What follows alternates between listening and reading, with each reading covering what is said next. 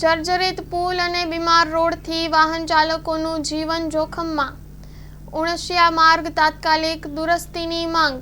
કાંકરેજ તાલુકાના ઉણ ગામથી શિયા ભદ્રેવાડી ગામને જોડતો શેડરીયો પુલ અને રસ્તો ઘણા વર્ષોથી જર્જરિત હાલતમાં હોવાથી ત્યાં આવન જાવન કરનારા લોકો અને વાહન ચાલકોમાં મોટો રોષ છે.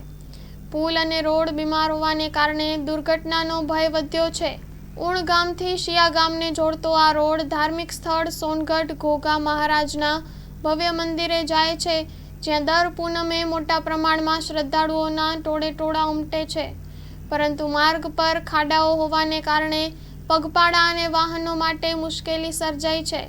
વાહન ચાલકો અને ગ્રામજનો સરકાર તરફથી તાત્કાલિક માર્ગ અને પુલની દુરસ્તી કરવાની માંગ કરી રહ્યા છે, કારણ કે કોઈ પણ ક્ષણ આ ગંભીર રસ્તા પર દુર્ઘટના થઈ શકે છે.